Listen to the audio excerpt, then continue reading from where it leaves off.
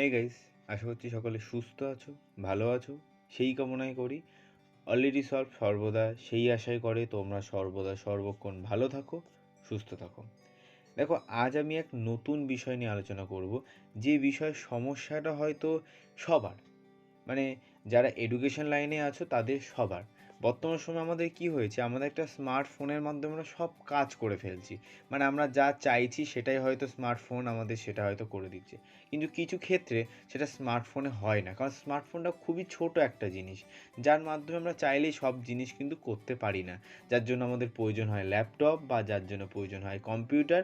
আর সেগুলো এখন বাড়িতে কেনার সাধ্য থাকে না, তার জন্য আমরা ঘন্টার পর ঘন্টা সময় দিই স্যাভাক অ্যাপের মতো জায়গায়, সেখানে পয়সার মাধ্যমে সব জিনিস করতে পারি। কিন্তু আজ আমি এমন একটা অ্যাপ্লিকেশান সম্পর্কে তোমাদের সাথে আলোচনা করব, যে বিষয় আমি তোমাদেরকে দেখাবো সেটা তোমরা সরাসরি তোমরা ঘরে বসেই করতে পারবে।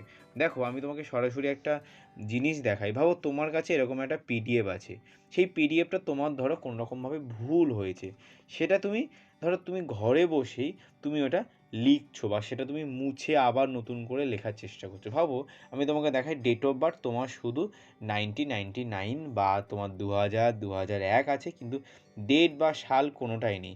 এটা তুমি জুম করতে পারো নিজের মতো করে করে তুমি এরকম ঠিক কম্পিউটারের মতো কালসার ঠিক যেরকমভাবে নিয়ে যায় সেরকম তুমি টাচ করার পরে তুমি সাপোজ ভাবো তুমি লিখলে 10/10/1990, বা তুমি এটা 1919 কেটে 2000 লিখলে। এইভাবে লিখে তুমি এটা সেভ করতে পারো। এটা আমি একটা রিজিউম দেখিয়েছি বা একটা বায়োডাটা দেখিয়েছি।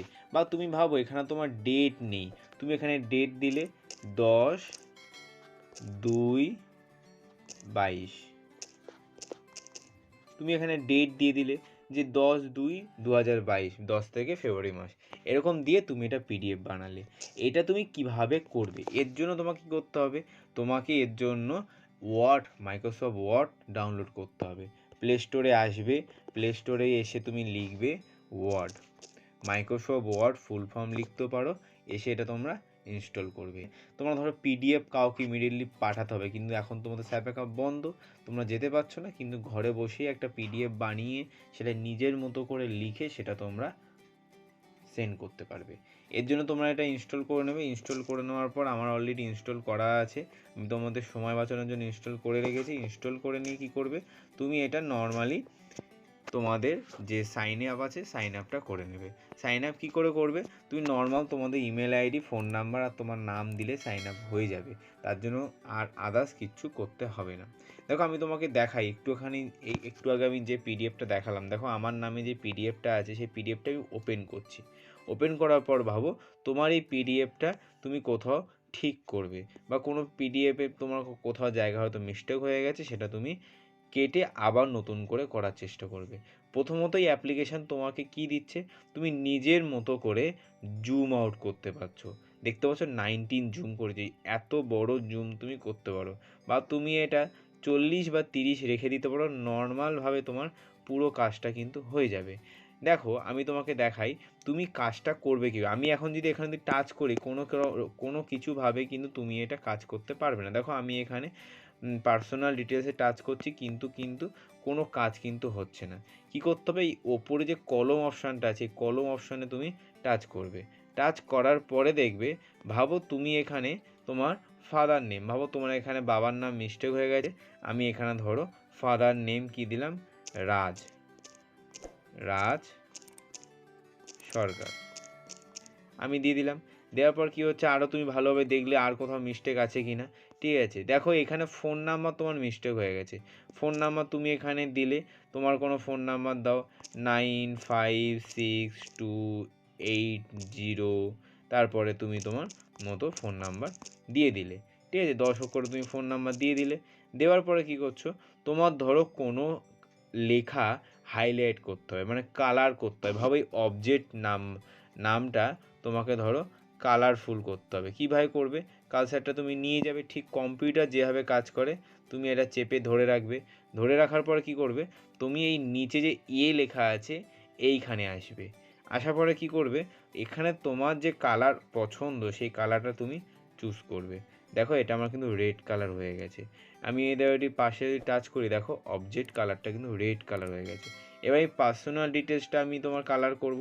কীভাবে করব, এরকমভাবে যখন কালার চলে আসবে তখন তুমি কি করবে, ঠিক এরকম যখন তুমি পুরোটা সিলেক্ট করে নেবে, করে নেওয়ার পর এরকম ফের এ অপশানে আসবে, এসে ভাবো এটাও তুমি রেড কালার করতে চাইছো, ঠিক আছে।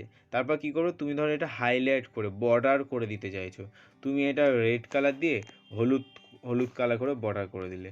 দেখো আমার কিন্তু এরকমভাবে তুমি তোমার পিডিএফটা সাজাতে পারলে।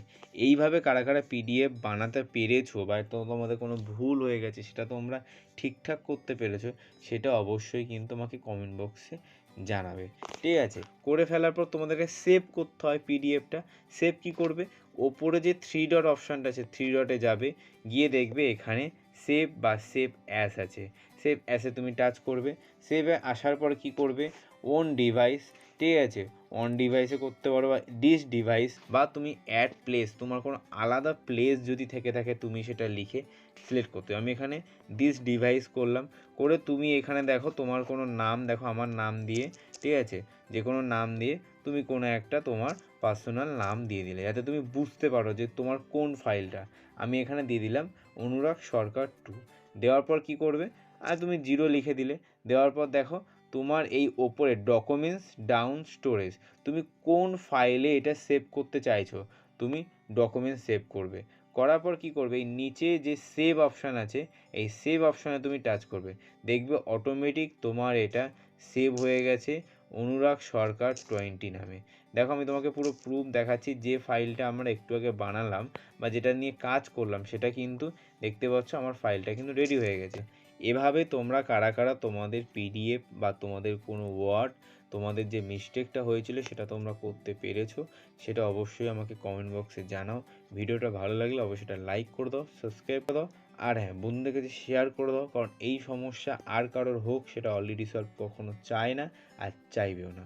তাই সুস্থ থেকো, ভালো থেকো। ওকে, টাটা, বাই বাই।